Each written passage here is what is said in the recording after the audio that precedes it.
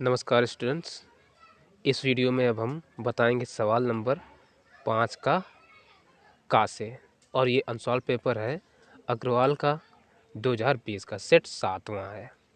इसके पहले हमने जो 2 वीडियो बनाए उसमें 4 तक बता चुके हैं, तो वो वीडियो की लिंक भी डिस्क्रिप्शन में है, तो वो वीडियो ज़रूर देख लेना। तो चलिए हल करते हैं ये सवाल। देखिए, कह रहा है निम्नांकित समीकरणों के युग्म को हल कीजिए। ये जो सवाल है 5वें का कह रहा है निम्नांकित समीकरणों के युग्म को हल कीजिए, और ये समीकरण युग्म दिए हैं तो हम सबसे पहले इनको लिख लेंगे ऐसे ही।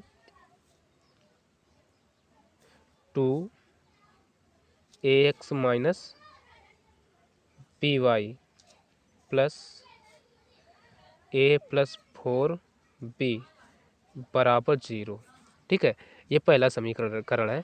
अब देखो, इसको हम क्या करें, थोड़ा सा चेंज कर लेते हैं, यानी 2 जो है इसका अंदर गुणा करा दें तो ये हो जाएगा 2ax माइनस 2by प्लस का a और प्लस का ये 4b बराबर 0। इसको कह देते हैं समीकरण 1। और जो दूसरा दे रखे हैं वो है 2 into bx plus ay plus का b माइनस 4a और ये बराबर 0 के। तो इसको भी थोड़ा हम चेंज कर लेते हैं, तो इसको 2 का अंदर गुणा करा दें तो ये आ जाएगा 2bx प्लस का 2ay plus b minus 4a बराबर 0, और ये हो गया समीकरण 2। अब इनको देखो, किसी भी विधि से हम हल कर सकते हैं। ये सवाल में नहीं कहा कि इसी विधि से करिए, तो हल करने के लिए हम क्या करें, सबसे पहला काम है अगर देखें तो समीकरण 1 में अगर y के गुणांक में देखो ये प्लस है ये माइनस का है, ठीक है। अब इसमें अगर a से गुणा करा दें और इसमें b से करा दें तो ये आपस में क्या है, कट जाएंगे। तो हम यही कर लेते हैं, लिखेंगे समीकरण 1 में कहा से a से हुआ, समीकरण 2 में b से गुणा करने पर,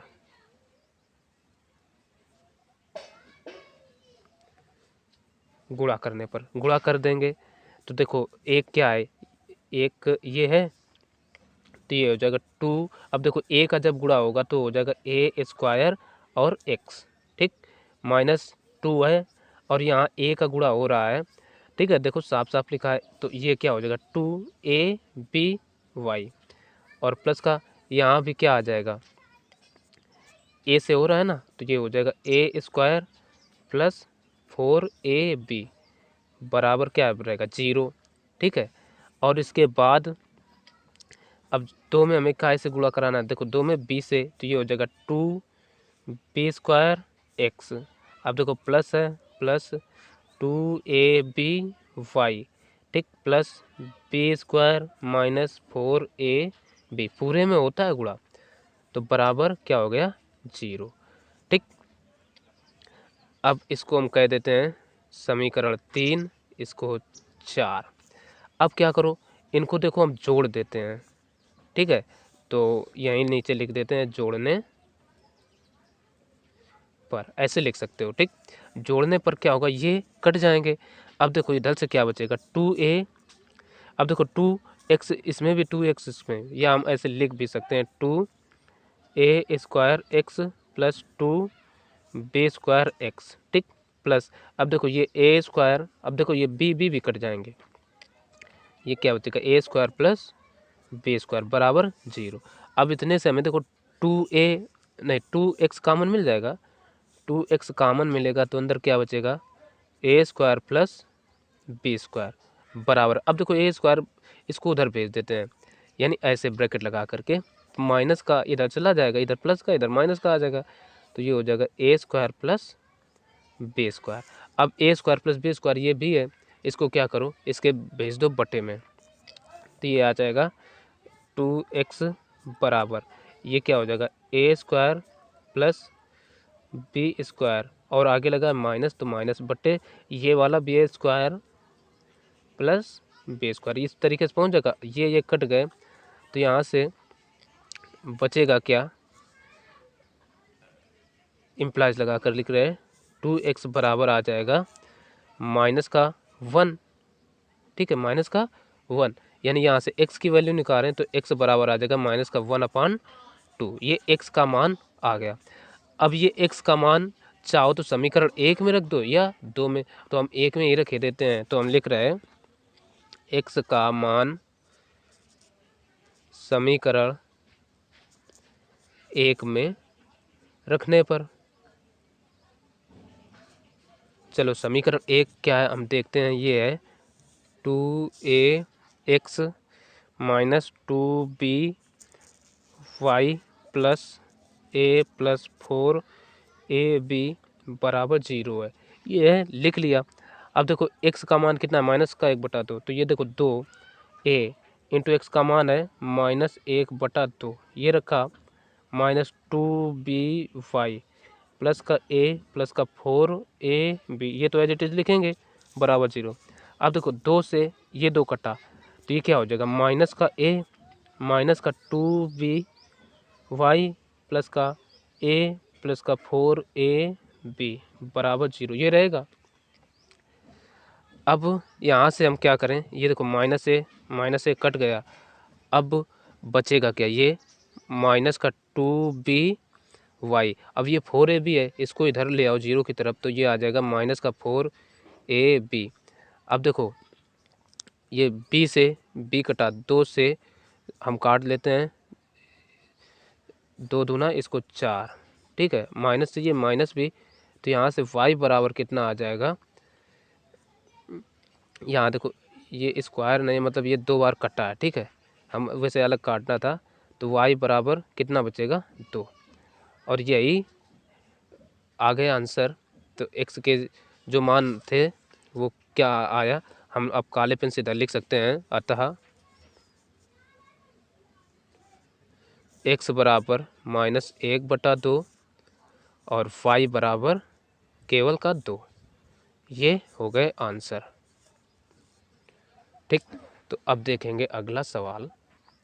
अब देखिए जो अगला सवाल है वो कह रहा है निम्नलिखित श्रेणी के पदों की संख्या ज्ञात कीजिए जिनका योग 513 है। ये श्रेणी दे रखे हैं 54, 51, 48 डॉट डॉट डॉट, और कह रहा है 2 उत्तर क्यों आते हैं समझाइए। तो चलिए इसको हल करते हैं। तो हल में हम सबसे पहले लिख लेंगे जो समांतर श्रेणी दे रखे हैं। ठीक, अब समांतर श्रेणी हल करने में हमें पहले पता होना चाहिए, पहला जो पद होता है वो उसको लिखते हैं ए। ठीक है, तो ए बराबर हो गया, यानी प्रथम पद होता है ए बराबर है 54। अब डी बराबर होता है, यानी बाद वाले पद में पहला पद घटाते हैं, तो 51 माइनस 54 करेंगे तो कितना आ जाएगा, माइनस का 3। ठीक, डी बराबर आ गया। अब हमसे पूछा क्या है, अब देखो कह रहा है जिनका योग 513 है। योग को लिखा जाता है SN, यानी SN बराबर दे रखे हैं 513, और n बराबर हमसे पूछा है, n बराबर ज्ञात करना है। ठीक, तो अब हमें जब SN पता है तो SN का ही सूत्र लगा देंगे। ठीक है, और तो कुछ दिया नहीं है, SN लगा देंगे।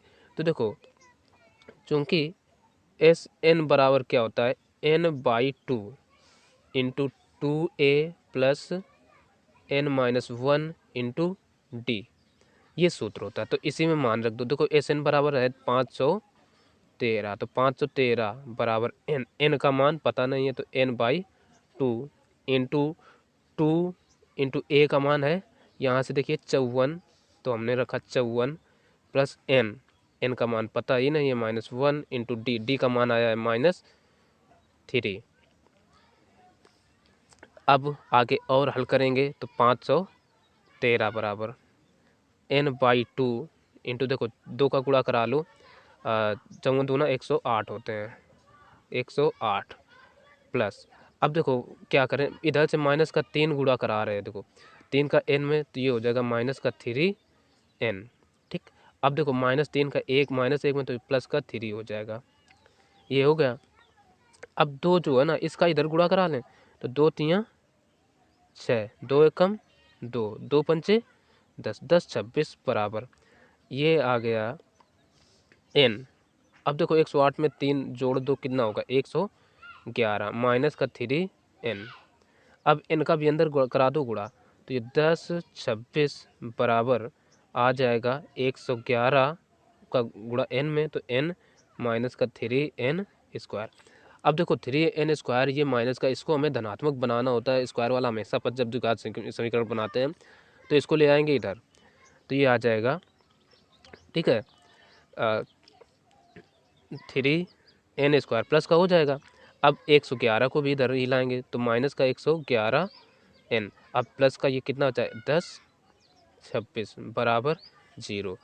अब यहाँ से अब पहला काम देखो 3, इसको इसमें भी 3 का भाग चला जाएगा, क्योंकि 1 2 3 3 आएगा, और 6 2 8 1 9, 9 में भी 3 का भाग चला जाता है, तो ये 3 मिल जाएगा कामन।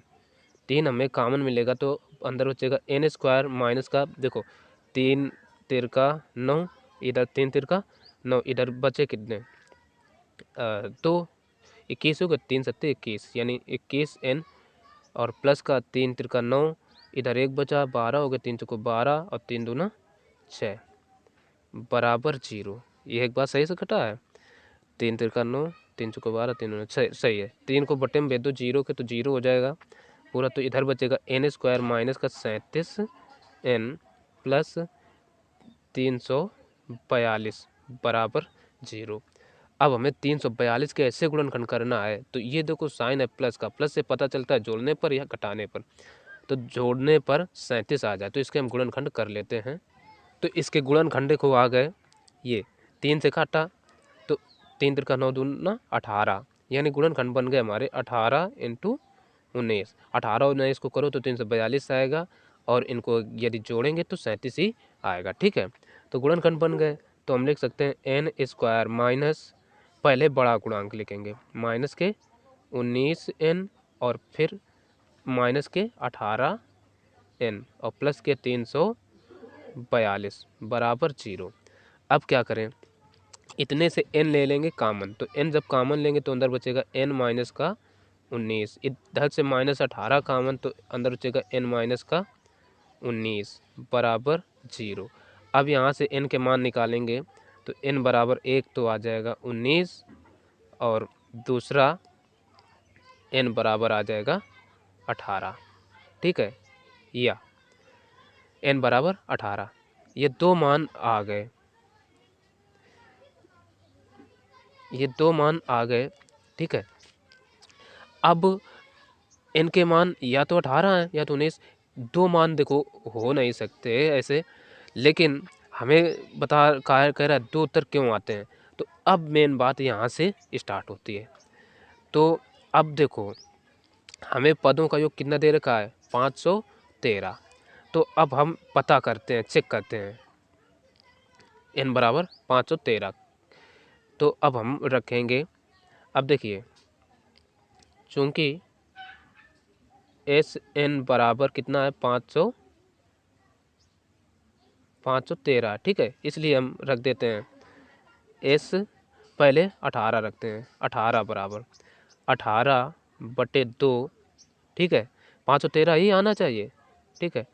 2 × a का मान देखो कितना है 54 है, तो हम 54 प्लस का n यानी 18 माइनस 1 इंटू d का मान कितना है -3 रख देते हैं।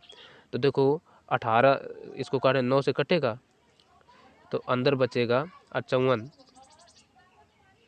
ठीक, और ये देखो 18 में 1 गया बचा 17, ठीक है, और इधर 9 गुणा में है, तो अब 17 का गुणा 3 में करा देंगे, तो ये कितना आ जाएगा 17 तय 51 माइनस का 51 हो जाएगा, 54 का दुगुना होता है, ये 2 गुणा में नहीं लिखा, ठीक, 51। अब देखो 9 दिख नहीं रहा है, हाँ 9 × 54 दूना कितना बचेगा 108 माइनस के 51। अब क्या करो 108 में 51 घटाओ, तो इधर बचेगा 9। अब देखो 8 में 1 गया, 8 में 1 गया, बचे कितने 7। और अब 10 में 5 घटाओ, बचे 5। अब इंटू 9 है, 9 का गुणा करा दो, 9 सत्ते 63 की 3, 9 पना 45, 45 और 6 51, यानी 513 आ गया। यानी S18 बराबर कितना आ गया, देख सकते हैं 513 आ गया। यानी S18 बराबर 513। इसको हम समीकरण 1 मान के कह लेते हैं, अच्छे से समझ में आएगा। देखना अब क्या करते हैं, S19 भी निकालते हैं। S19 बराबर क्या होगा, इधर से अब देखिए S19 बराबर क्या हो जाएगा, 19/2। अब देखो 2 इंटू ए का मान कितना है 54, अब प्लस का n यानी n का मान कितना 19 माइनस 1 इंटू डी, यही तो है। चलो मान रख दो भाई। अब देखो इसको हम पेन बदल के कर दें तो ज़्यादा अच्छा है। अब देखो 19/2, ठीक। अब 54 दूना कितना होगा 108, माइनस देखो 19 में 1 गया, बचेगा 18। 18 में गुणा कितने से होगा -3, डी का मान कितना था -3 था, तो हम 18 54 सीधे कर सकते हैं, ठीक है। अब देखो 108 में 54 घटा दो तो बचेगा कितना, सीधा 19 इंटू 100 केवल 54 ही तो बचेगा, 54। और इधर बटे कितना 2, 2 से इसको काट दिया तो आ जाएगा 27। तो अब 27 इंटू 54 का करा दो गुणा, तो अब 19 और 27 का गुणा जब भी कराएंगे तो ये 513 ही आने वाला है, ठीक। तो बराबर 513 आ गया। यानी ये S19 बराबर भी कितना आ गया 513। यानी ये जो जब दोनों मान बराबर आ गए तो हम कह सकते हैं दोनों ही ये क्या है, आंसर सही है, ठीक। तो ये कारण पता चला कि S19 दो उत्तर क्यों आ रहे हैं। तो अब हम देखेंगे, इसका अर्थ है कि जो S19 सब वहाँ होगा ये क्या होगा 0 होगा, ठीक। तो चलिए बस हल करते हैं अगला सवाल। अब देखिए अगला जो सवाल है वो कहा है, एक ठोस शंकु के आकार का है जो समान आधार त्रिज्या के अर्धगोले पर अध्यारोपित है। यदि अर्धगोले का वक्रपृष्ठ तथा शंकु का वक्रपृष्ठ समान हो तो उनकी त्रिज्या और ऊंचाई का अनुपात ज्ञात कीजिए। तो सवाल को पढ़कर हम सबसे पहले चित्र बनाएंगे। एक कह रहा है एक ठोस शंकु के आकार का है, तो हम पहले क्या करते हैं, एक शंकु के आकार का एक ठोस बना लेते हैं। ये देखो हमने एक शंकु बना लिया, ठीक। कह रहा जो समान आधार त्रिज्या के अर्धगोले पर अध्यारोपित है। अध्यारोपित का अर्थ होता है इसी पर आरोपित है, यानी आधार इसी पर आरोपित है, ठीक। यानी इस तरीके से ये बन गया, रखा हुआ है, ये समझ लीजिए, ठीक। तो अब देखो यहाँ पर क्या है, समान आधार त्रिज्या के, यानी जो त्रिज्या गोले की है वही त्रिज्या क्या होगी, शंकु की होगी। यानी तो हम इसको R मान लेते हैं यहाँ पर, ठीक। R ये भी होगी। तो कह रहा है अर्धगोले पर अध्यारोपित, यदि अर्धगोले का वक्रपृष्ठ तथा शंकु का वक्रपृष्ठ समान हो तो शंकु की त्रिज्या और ऊंचाई का अनुपात ज्ञात कीजिए। अब हमें शंकु की त्रिज्या और ऊंचाई का अनुपात निकालना है, ठीक। तो इसको निकालने के लिए क्या करेंगे, अब देखो किसका वक्रपृष्ठ बराबर है, अर्धगोले का वक्रपृष्ठ और शंकु का वक्रपृष्ठ समान है, तो शंकु का वक्रपृष्ठ और अर्धगोले का वक्रपृष्ठ का लगाएंगे सूत्र। तो चलिए हल करते हैं। अब देखो ये सवाल है कितने 4 अंक का, तो कुछ ना कुछ तो हमें इधर लिखना जरूर पड़ेगा। तो जैसे कि माना शंकु की त्रिज्या बराबर गोले की त्रिज्या,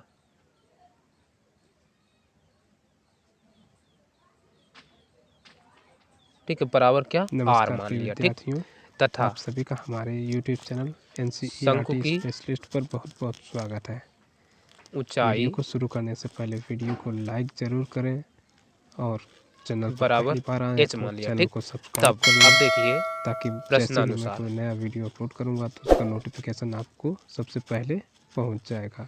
अब कर देंगे और वीडियो को प्रश्नानुसार। ज़्यादा अब से देखो ज़्यादा बराबर क्या है, अपने दोस्तों को गोले का भी शेयर वक्रपृष्ठ और करें। अर्धगोले का शंकु का वक्रपृष्ठ ये सब बराबर है। तो हम लिख लेंगे शंकु का वक्रपृष्ठ बराबर है अर्धगोले का वक्रपृष्ठ।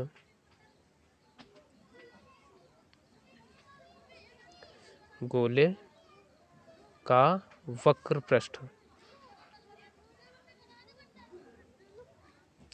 वक्रपृष्ठ क्या होता है, एक क्षेत्रफल ही होता है। तो अब देखो शंकु का वक्रपृष्ठ क्या होता है, पाई आर एल बराबर अर्धगोले का होता है 4 पाई आर स्क्वायर बटे 2। देखो गोले का वक्रपृष्ठ क्या होता है, पाई आर स्क्वायर, अर्धगोले का क्या हो जाएगा, उसका आधा। तो अब इससे हमने काट दिया 2 से, तो ये पाई आर और हाँ चलो एल बराबर आ गया 2 पाई आर स्क्वायर, पाई से पाई भी काटा तो ये आर एल बराबर आ गया इधर से आर स्क्वायर। ठीक है, ये इतना आ गया। अब हम क्या करें, एक आर से ये आर भी काट लिए तो एल बराबर ये क्या आ गया, आर आ गया। और हमें ज्ञात क्या करना है, यहाँ से देखो सवाल में कहा है तो शंकु की त्रिज्या और ऊंचाई का अनुपात ज्ञात कीजिए। तो अभी तो ये एल और आर आया, तो अब एल बराबर हमें ज्ञात नहीं करना, ऊंचाई लाना है। तो एल बराबर क्या होता है, इधर हम दिखाई दे रहे हैं, चूंकि ये एल बराबर होता है under root H square plus R square, ये होता है। तो अब हम यहाँ से क्या करें, इधर हाँ ये 2 बचा था, 2r, ठीक 2r था, एक आर कटा है ना, तो इसलिए इसको हम लिख सकते हैं एल के स्थान पर under root H square plus R square. ठीक है, एल बराबर, और ये बराबर क्या हो जाएगा 2r। अब देखो इधर अंडर रूट है, अंडर रूट हटाने के लिए क्या करेंगे, दोनों पक्षों का वर्ग। तो लिख देते हैं दोनों पक्षों का वर्ग करने पर, चलो वर्ग करेंगे तो ये आ जाएगा, अंडर रूट हट जाएगा, H square plus R square बराबर इसका 2 का वर्ग होता है 4r स्क्वायर। आर स्क्वायर को इधर भेज दो तो इधर बचेगा एच स्क्वायर प्लस नहीं एच स्क्वायर बराबर ये 4 आर स्क्वायर माइनस का आर स्क्वायर, ये हो जाएगा। तो यहाँ से एच स्क्वायर बराबर कितना 3 आर स्क्वायर। और एक बात ध्यान रखो, हमें क्या कहा, त्रिज्या और ऊंचाई का अनुपात ज्ञात करना था, त्रिज्या और ऊंचाई का। तो हम क्या करें, आर को यहीं रखते हैं, 3 को इसके बटे में भेज देते हैं और इसको इधर। तो हम लिख सकते हैं R square upon H square बराबर 3/1। दोनों पक्षों का क्या करें, ले लें, देखो आर के बटे एच आया है और इधर 1 था, ये उल्टा हो गया, तो ये आ जाएगा 1/3। ठीक, तो इसका वर्गमूल लेंगे तो ये आ जाएगा आर अपान एच बराबर 1/√3। तो इससे हम कह सकते हैं 1 यानी ये आर अनुपात एच बराबर 1/√3। यही हो जाएगा इस सवाल का आंसर। तो अब अगला, अब देखिए 5 का घा देखते हैं। 5 का घा कह रहा है 60 मीटर ऊंचे भवन के शीर्ष से किसी मीनार के शीर्ष और पाद, ठीक, और शीर्ष और पाद के अवनमन कोण क्रमशः 30 और 60 अंश है, मीनार की ऊंचाई ज्ञात कीजिए। ठीक, मीनार की ऊंचाई हमें ज्ञात करना है। तो सबसे पहला काम है चित्र बनाएंगे। ये क्या कहा है, 60 मीटर ऊंचे भवन से, तो मान लेते हैं ये ऊंचाई हो गई एक भवन की 60 मीटर ऊंचे की, ये 60 मीटर, यहाँ से यहाँ तक की 60 मीटर ऊंचे कर भवन से। ठीक है, अब 60 मीटर ऊंचे भवन के शीर्ष से किसी मीनार के शीर्ष और पाद के अवनमन कोण, देखो यहाँ बात हुई अवनमन कोण की, इसका अर्थ जो भवन है ना वो ज़्यादा ऊंचा होगा, मीनार छोटी होगी। तो हम क्या करते हैं, इसको काट देते हैं और 60 मान लेते हैं, ये पूरी यहाँ से यहाँ तक की, ये इसको 60 मान लिया। अब इसको कह देते हैं ये है मीनार, इसको h बता दिया, h मान लिया, ठीक। तो ये भी क्या होगी, h होगी यहाँ से यहाँ तक। अब इसको x मान लेते हैं, ये भी फिर x ही होगी। अब देखो ये हो गया शीर्ष, कहा है मीनार के शीर्ष और पाद के अवनमन कोण की बात हुई है, यानी शीर्ष का अवनमन कोण कौन बनेगा, ये कितना है 30, और पाद के अवनमन कोण यानी पाद का भी कहाँ बनेगा, पाद होगा ये, ठीक। ये अवनमन कोण कितना दे रखा है 60 अंश, ये 60 है, तो ये पूरा का पूरा यहाँ हम ऐसे 60 दर्शाएंगे, ठीक। अब ये दूरी हमें पता हो जाए तो इसको हम लिख सकते हैं 60 माइनस का h होगी यहाँ से यहाँ तक की। चलो नाम दे देते हैं A B C, इसको D, इसको E। आधा सवाल यहीं पर हल हो गया। अब लिखते हैं हम पहले त्रिभुज, ये ले रहे हैं ADE में, त्रिभुज ADE में, ADE में क्या करते हैं, लगा देते हैं। देखो लंब का मान पता है, आधार का पता है, तो tan थीटा बराबर क्या होता है, लंब बटे आधार। तो अब देखो tan थीटा का मान यहाँ पर कितना है 30 अंश है, 30 बराबर लंब क्या है 60 माइनस h बटे x।